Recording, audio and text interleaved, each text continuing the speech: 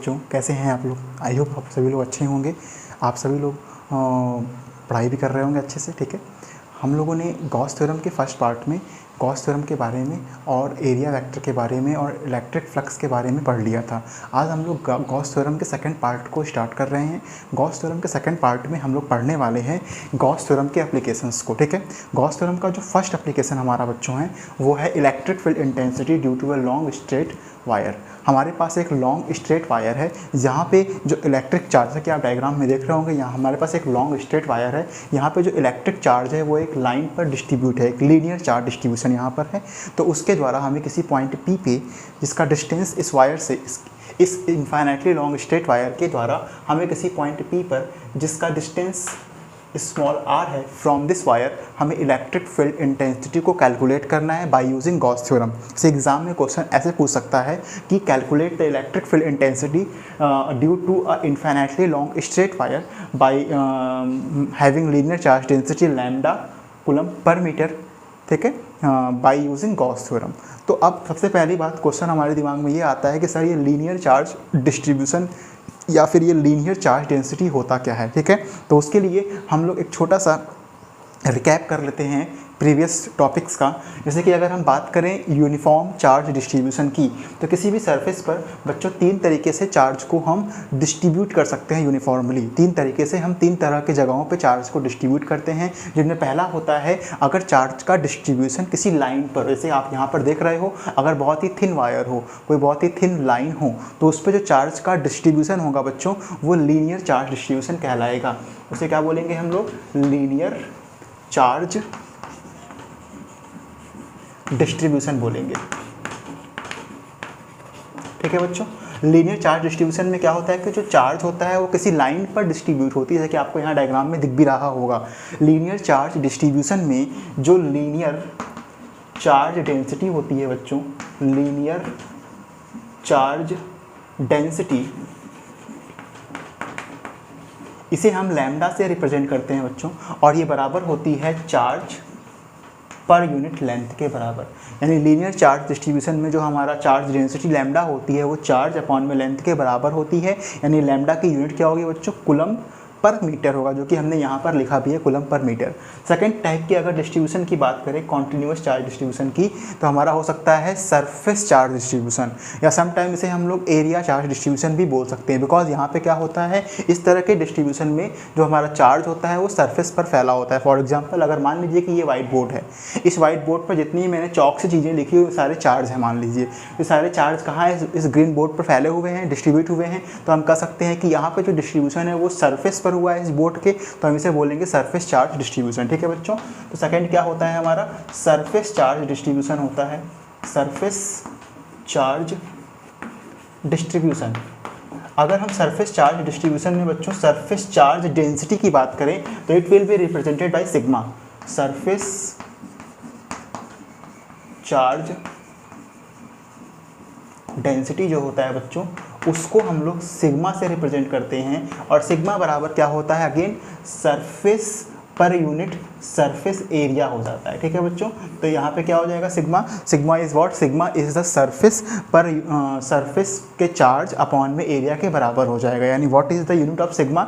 You can say it will be coulomb पर metre square हो जाता है। ठीक है, अब हम बात करते हैं बच्चों थर्ड एंड लास्ट डिस्ट्रीब्यूशन की, कॉन्टिन्यूस चार्ज डिस्ट्रीब्यूशन में, तो हमारा होता है volume charge distribution. Volume charge distribution में क्या होता है बच्चों? वॉल्यूम चार्ज डिस्ट्रीब्यूशन में जो आपका चार्ज होता है वो किसी वॉल्यूम पर डिस्ट्रीब्यूट होता है, किसी वॉल्यूम के अंदर डिस्ट्रीब्यूट होता है। लाइक मान लीजिए हमने एक स्फेरिकल बॉल ले लिया और उसके अंदर चार्ज को भर दिया, तो वहाँ पे जो चार्ज का डिस्ट्रीब्यूशन होगा, यूनिफॉर्म डिस्ट्रीब्यूशन जो चार्ज का वहाँ पर होगा वो कहलाएगा वॉल्यूम चार्ज डिस्ट्रीब्यूशन बच्चों। और वॉल्यूम चार्ज डिस्ट्रीब्यूशन में हम लोग जो वॉल्यूम चार्ज डेंसिटी होती है उसे लिखते हैं रो से, और रो बराबर होता है चार्ज पर यूनिट वॉल्यूम के। तो हम लोगों ने तीन तरह के डिस्ट्रीब्यूशन को पढ़ लिया।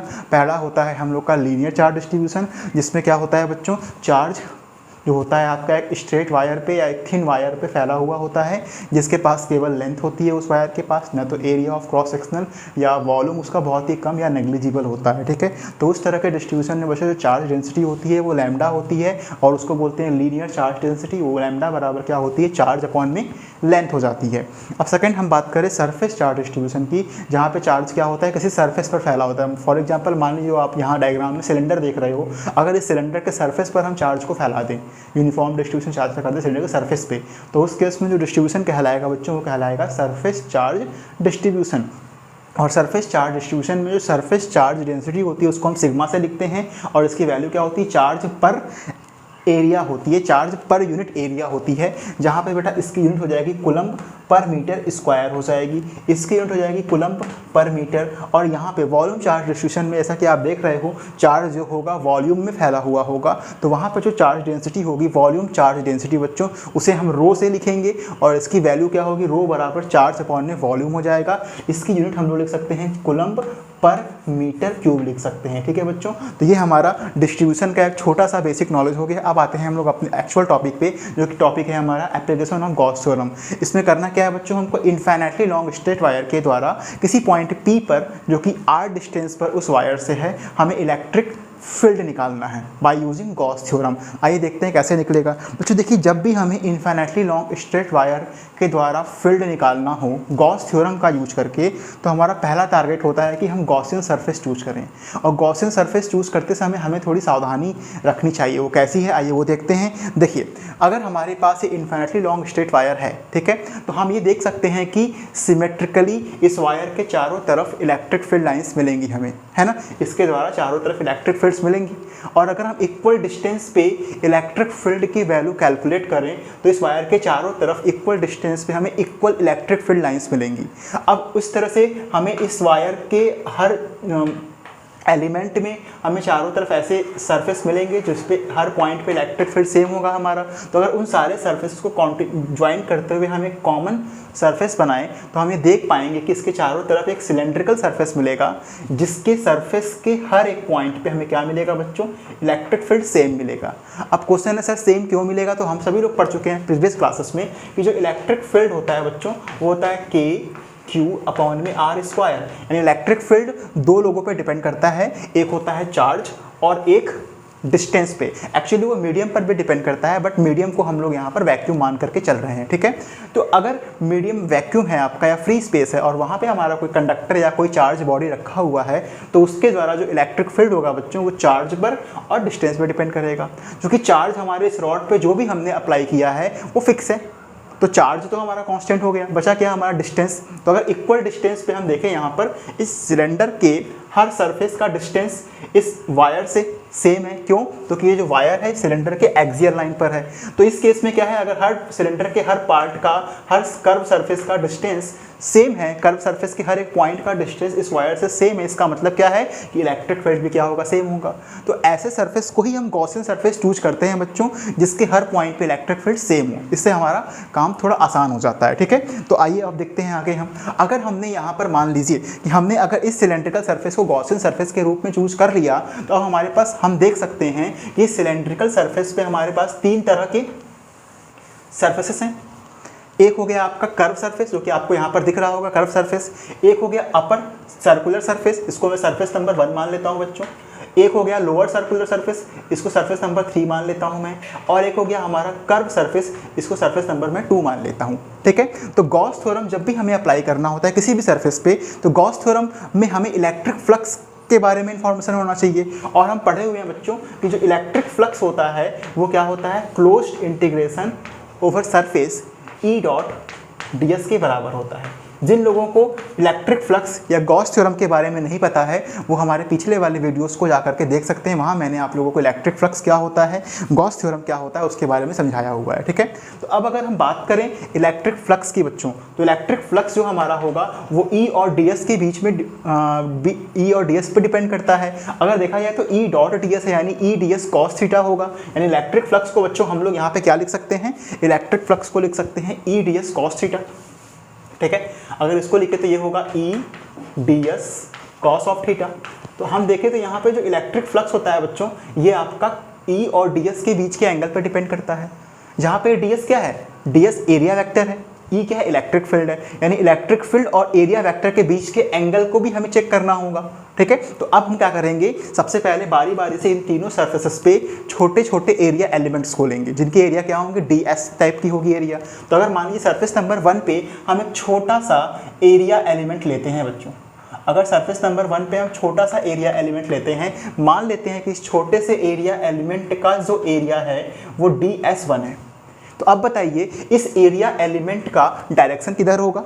हम सभी लोग प्रीवियस लेक्चर में एरिया वेक्टर के बारे में पढ़े थे और हमने बताया था कि एरिया वेक्टर का जो डायरेक्शन होता है, जिस भी सरफेस का एरिया वेक्टर होता है उसके परपेंडिकुलरली आउटवर्ड होता है। तो अगर हम यहाँ पर इस सर्कुलर सरफेस जिसका नाम है S1 सरफेस के एरिया वेक्टर की बात करें, एरिया के डायरेक्शन की बात करें, तो किधर होगा बच्चों, परपेंडिकुलरली आउटवर्ड होगा, जिसको हम n कैप से रिप्रेजेंट कर सकते हैं। ओके, अब हमारा जो ये वायर है जो कि पॉजिटिवली चार्ज वायर है, तो इसके द्वारा जो इलेक्ट्रिक फील्ड क्या होगा, रेडियली आउटवर्ड होगा। तो इस सरफेस से जो भी इलेक्ट्रिक फील्ड लाइनें गुजरेंगी, जो पास होंगी, उनकी डायरेक्शन किधर होगी बच्चों, तो वो होगी रेडियली आउटवर्ड। तो अब हम लोग क्या देख सकते हैं कि जो एरिया वेक्टर का डायरेक्शन है n कैप और जो इलेक्ट्रिक फील्ड है, इनके बीच का एंगल क्या बन रहा है बच्चों, 90 डिग्री बन रहा है। यानी यहाँ पे जो हमारे एंगल की वैल्यू मिलेगी, इट विल बी 90 डिग्री मिलेगी।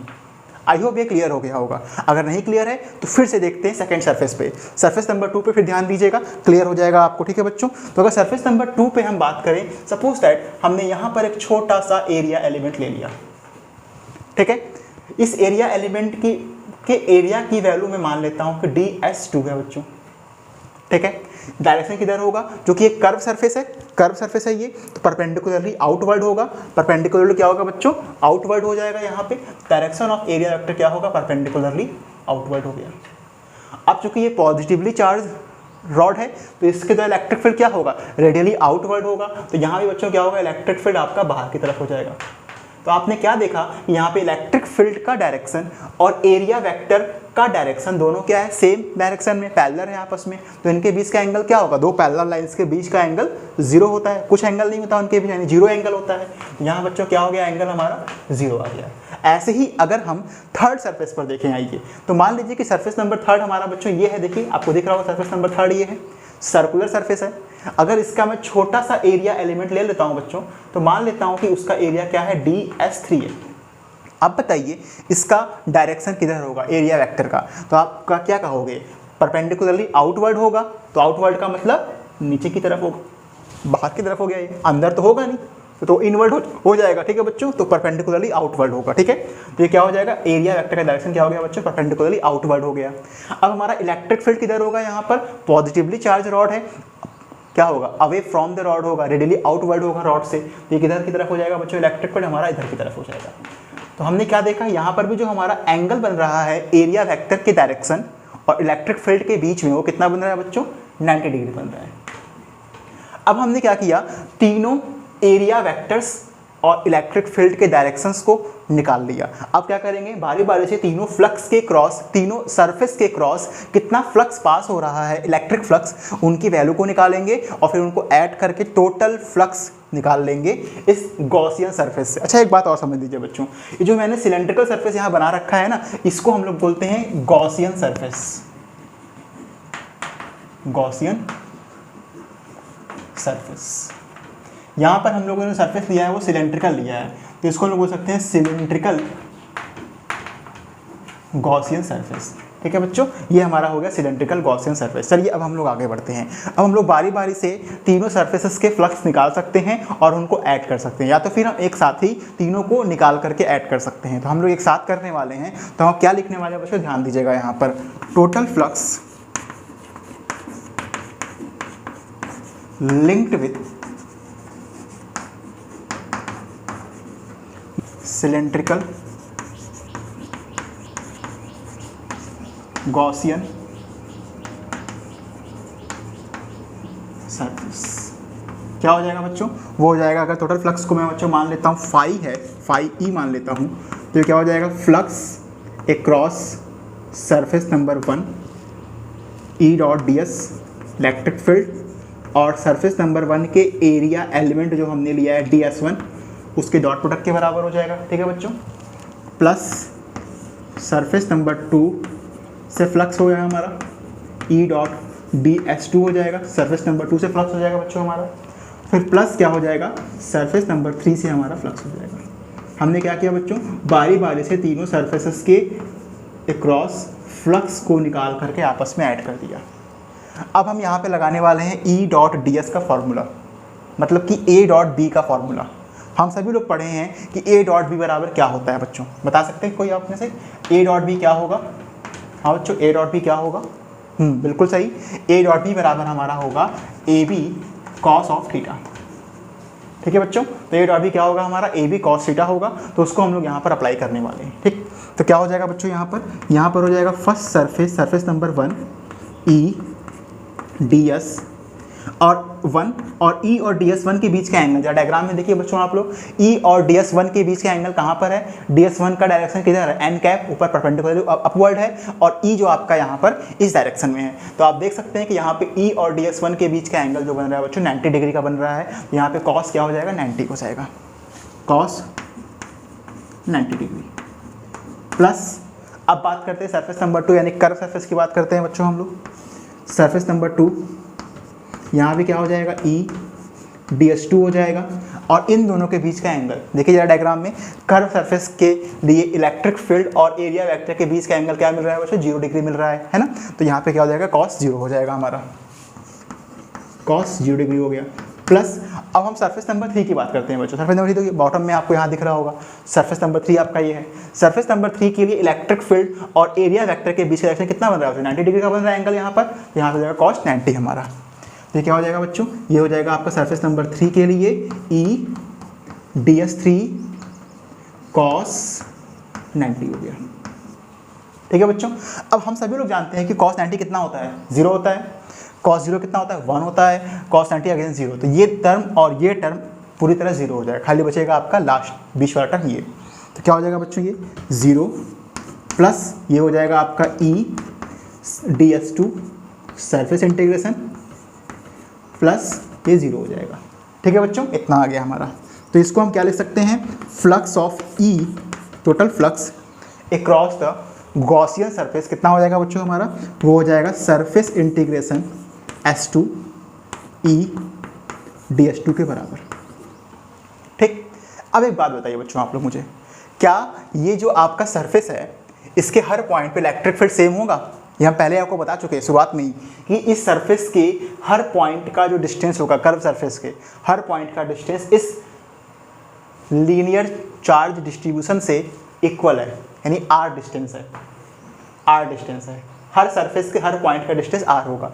अगर डिस्टेंस r होगा, इस पर चार्ज जो भी है फिक्स है, q है जो भी फिक्स चार्ज है, तो इलेक्ट्रिक फील्ड भी क्या होगा बच्चों, कांस्टेंट होगा। यानी इलेक्ट्रिक फील्ड इस सरफेस के हर पॉइंट पे क्या होगा, सेम होगा। हम ये पढ़ चुके हैं गॉसियन सरफेस के लिए कि इलेक्ट्रिक फील्ड हम सेम रखते हैं वहाँ पर। तो अगर बच्चों इलेक्ट्रिक फील्ड सरफेस के लिए कांस्टेंट है, सरफेस पर डिपेंड नहीं कर रहा है, सरफेस के हर पॉइंट पे सेम है, तो इसको कांस्टेंट कहकर हम इंटीग्रेशन से बाहर निकाल सकते हैं। क्योंकि इंटीग्रेशन में जिसके रिस्पेक्ट में इंटीग्रेशन होता है, अगर उस पर डिपेंड कर रहा होता तो इसको हम बाहर नहीं निकाल पाते। लेकिन ई क्या है, सरफेस से इंडिपेंडेंट है, सरफेस के हर पॉइंट पे ई की वैल्यू फिक्स है, कांस्टेंट है। इसका मतलब इलेक्ट्रिक फील्ड क्या होगा, ds2 सरफेस एरिया के लिए कांस्टेंट होगा, और उसको हम इंटीग्रेशन से बाहर निकाल देंगे। तो बच्चों बाहर निकालेंगे तो क्या आ जाएगा, इलेक्ट्रिक फील्ड ई हो गया, इंटीग्रेशन ओवर हो गया S2 ds2। अब एक बात बताइए बच्चों, ds2 है क्या? ds2 इस सिलेंड्रिकल गॉसियन सरफेस के कर्व सरफेस का एक छोटा सा एरिया एलिमेंट है, कर्व सरफेस का एक छोटा सा टुकड़ा है। अब सोचिए, इसके कर्व सरफेस पर ऐसे बहुत सारे एलिमेंट्स हमें मिलेंगे। अगर उन सारे एलिमेंटों को जोड़ा जाए तो कैसे उसको लिखेंगे, हम उसे बच्चों ऐसे लिखेंगे, integration over ds2 close surface S2।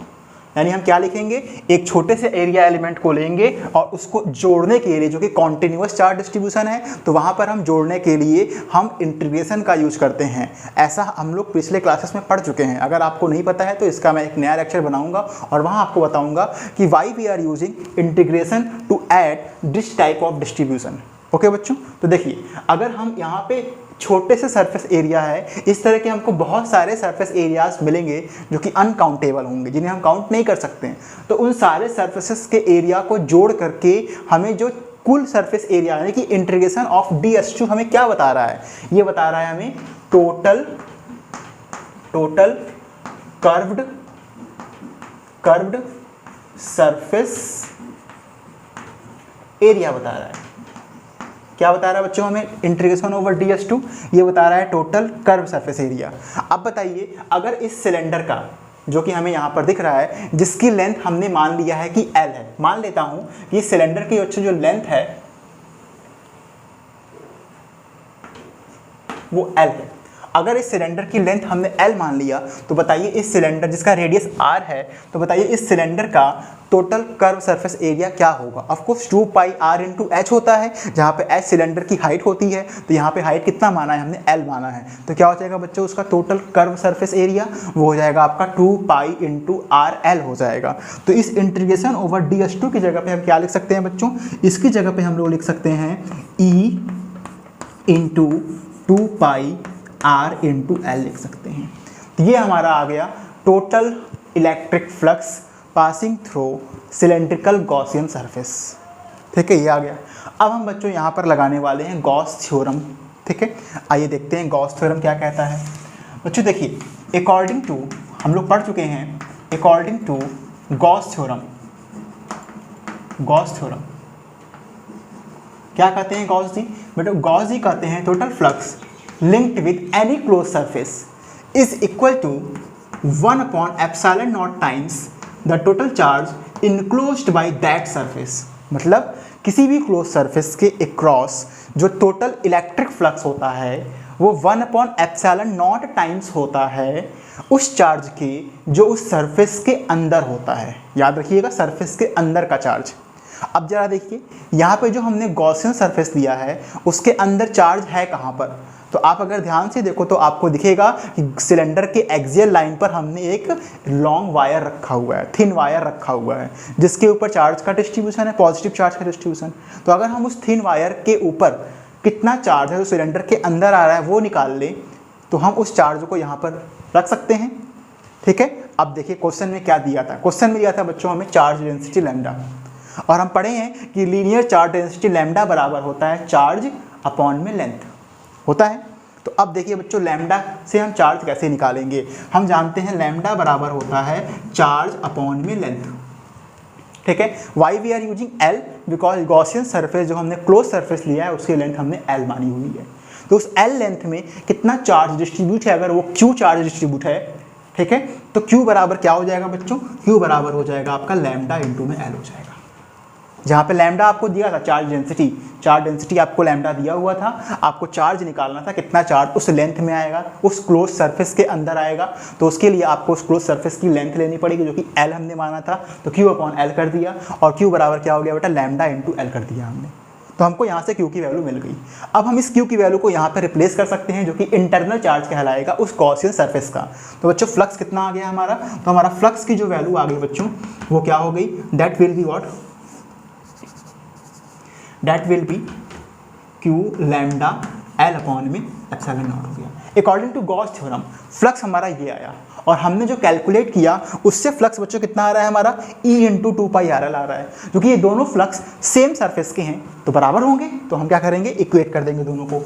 इसको 2 मान लेते हैं बच्चों, इसको 1 मान लेते हैं, और 1 और 2 को इक्वेट कर देंगे। ठीक है, तो इक्वेटिंग 1 एंड 2।